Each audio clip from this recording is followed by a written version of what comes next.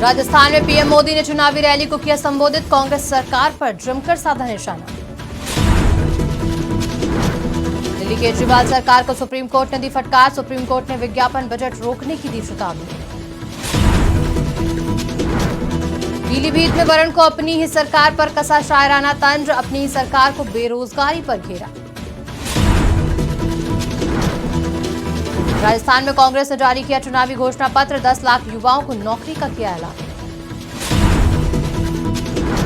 देहरादून में सीएम धामी ने अधिकारियों के साथ की बैठक, टनल बचाओ अभियान की सीएम ने की समीक्षा। नमस्कार, स्वागत है आपका आज की खबर में। मैं हूं आपके साथ रागिनी सिंह राठौर। रुक करते हैं आज की बड़ी खबरों की ओर। राजस्थान में होने वाले विधानसभा चुनाव का प्रचार अपने अंतिम दौर पर पहुंच गया है। इसी के चलते प्रधानमंत्री नरेंद्र मोदी ने विधानसभा क्षेत्र में एक चुनावी रैली को संबोधित किया। इस दौरान उन्होंने राजस्थान की कांग्रेस सरकार पर जमकर हमला बोला। पीएम मोदी ने चुनावी रैली को संबोधित करते हुए कहा कि यहां के लोगों के साथ बीजेपी के हमेशा से बहुत खास रिश्ते रहे हैं। पीएम ने कहा कि राजस्थान की यही पुकार है कि यहां भाजपा सरकार आ रही है। पीएम मोदी ने कहा कि कांग्रेस में मंत्री विधायक सब बेलगाम हैं और जनता त्रस्त है। कांग्रेस ने राजस्थान की जनता को लुटेरा, दंगाइयों, अत्याचारियों और अपराधियों के हवाले कर दिया है। कल राजस्थान की लाल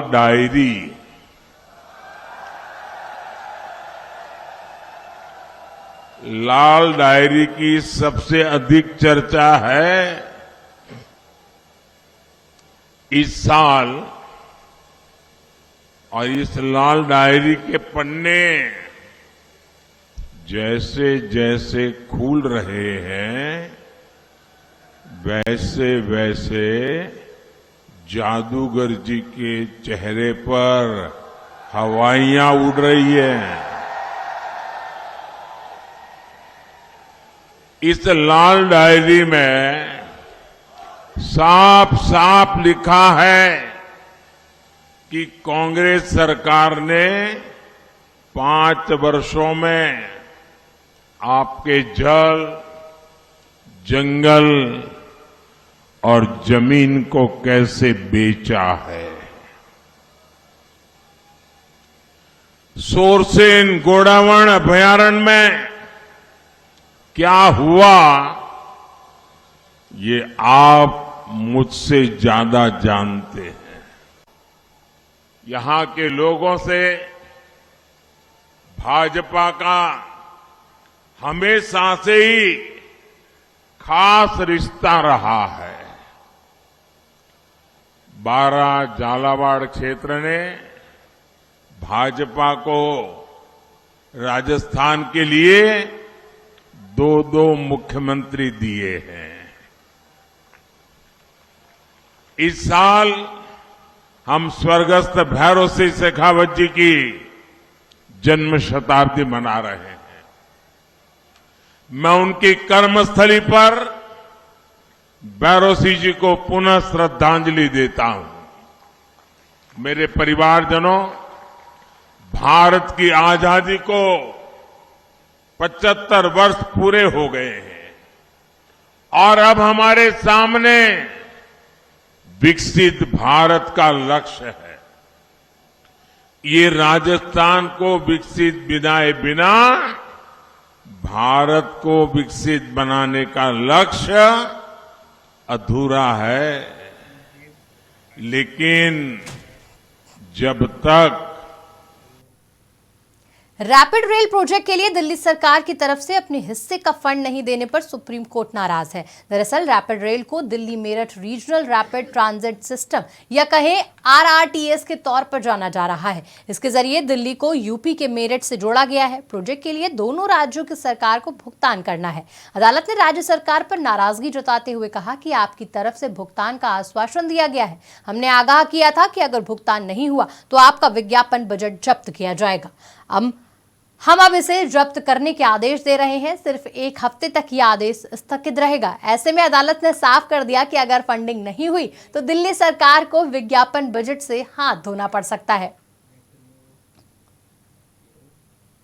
पीलीभीत के सांसद वरुण गांधी ने बेरोजगारी के मुद्दे को लेकर केंद्र सरकार पर शायराना अंदाज में तंज कसा।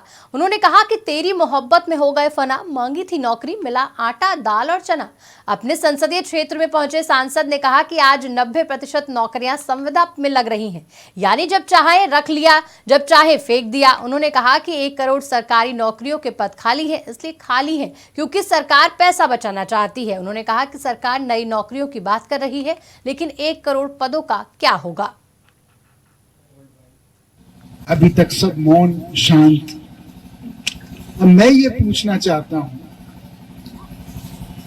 कि ये क्यों किया जा रहा है। मैं आपको बताता हूं वास्तविकता क्या है कि जो पैसे बचेंगे वो फिर चुनाव में आटा दाल और चना बांटने में खर्च किए जाएंगे। ये सच्चाई की बात है। मैं कभी मजाक में शेर सुनाता हूं कि तेरी मोहब्बत में हो गए फना, तेरी मोहब्बत में हो गए फना, मांगी थी नौकरी, मिला आटा दाल चना।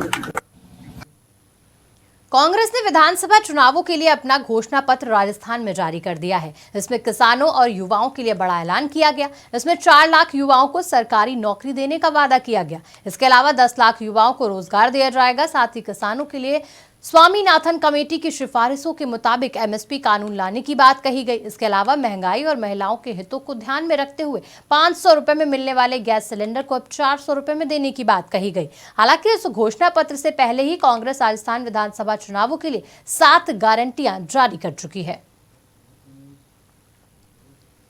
सचिवालय में मुख्यमंत्री पुष्कर सिंह धामी ने शासन के उच्च अधिकारियों संग सिलक्यारा टनल हादसे की समीक्षा की। मुख्यमंत्री ने बैठक के दौरान अधिकारियों को निर्देश दिए कि सिलक्यारा उत्तरकाशी में निर्माणाधीन सुरंग में फंसे श्रमिकों के राहत और बचाव कार्यों में लगी एजेंसियों को हर संभव मदद दी जाए। श्रमिकों के परिजनों से भी निरंतर समन्वय स्थापित कर उन्हें हर संभव सहायता उपलब्ध कराई जाए। जिला प्रशासन उत्तरकाशी के साथ लगातार समन्वय बनाकर किसी भी प्रकार की आवश्यकता पड़ने पर शीघ्र सहायता करने के भी निर्देश मुख्यमंत्री ने अधिकारियों को दिए। उन्होंने कहा कि सभी विभाग राहत और बचाव कार्य में लगी टीमों के साथ समन्वय बनाएं।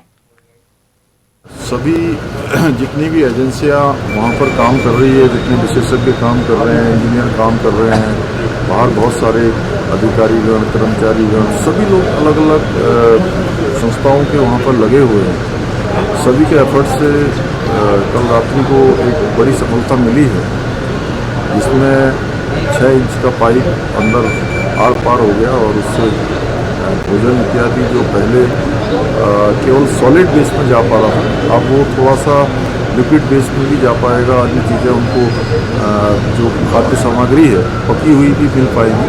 निश्चित रूप से बड़ी सफलता है और हम भगवान से प्रार्थना करते हैं कि जल्दी जो हमारे अन्य जो ऑर्डर मशीन चल रही है या अन्य जो भी ऑप्शन है, 2, 3, 4 ऑप्शन, उनमें से कोई भी ऑप्शन हमारा सबसे पहले जो भी सक्सेस हो जाए, वो हमारा यही है कि जल्दी से जल्दी सभी हमारे श्रमिक भाई सकुशल बाहर निकले और माननीय प्रधानमंत्री जी प्रत्येक दिन इसकी पूरी जानकारी ले रहे हैं और हर संभव। उत्तरकाशी के सिलक्यारा के टनल में फंसे श्रमिकों को सुरक्षित निकालने के लिए सरकार के अब तक के प्रयास नाकाफी साबित हुए हैं। कांग्रेस पार्टी के पूर्व प्रदेश अध्यक्ष गणेश गोदियाल ने गौचर मेले के समापन समारोह में मुख्य अतिथि शिरकत करने के बाद पत्रकारों से बातचीत की और आरोप सरकार पर लगाया। दरअसल आज रेस्क्यू अभियान का 9वां दिन हो चुका है, लेकिन अभी तक टनल के अंदर फंसे 40 से ज्यादा मजदूरों को रेस्क्यू करने में कोई बड़ी सफलता नहीं हासिल हुई। इस रेस्क्यू अभियान में केंद्र सरकार की रेस्क्यू एजेंसी और राज्य सरकार की रेस्क्यू टीम मिलकर काम कर रही है, लेकिन इतना ज्यादा वक्त बीत जाने के बाद भी अब तक कोई राहत वाली खबर सामने नहीं आई, जिसको लेकर विपक्ष केंद्र सरकार और राज्य सरकार पर आरोप लगा रहा है। डेरा सच्चा सौदा प्रमुख और रेप मामले में हरियाणा की रोहतक जेल में सजा काट रहा दोषी गुरमीत राम रहीम सिंह जेल से बाहर आ गया है। बता दें कि हरियाणा सरकार ने 21 दिन की फरौल को 1 दिन पहले मंजूर किया था। इस साल जेल में राम रहीम की ये तीसरी अस्थायी रिहाई है। आधिकारिक सूत्रों ने बताया कि राम रहीम करीब 2 बजे जेल से बाहर आया। इस दौरान वो यूपी के बागपत जिले में स्थित बरनावा आश्रम में रहेगा। ऐसी पहली बार नहीं हुआ है जब सजा पा चुका राम रहीम जेल से बाहर बाहर आया हो। इससे पहले भी वो 7 बार जेल से बाहर आ चुका है। अब वो 8वीं बार जेल से बाहर आया है। उसे 21 दिनों की फरौल मिली है। राम रहीम को फरौल मिलने राजनीतिक गलियारों में चर्चा का विषय बना हुआ है। कहा जा रहा है कि उसे मध्य प्रदेश और राजस्थान चुनाव को देखते हुए फरलो दी गई है।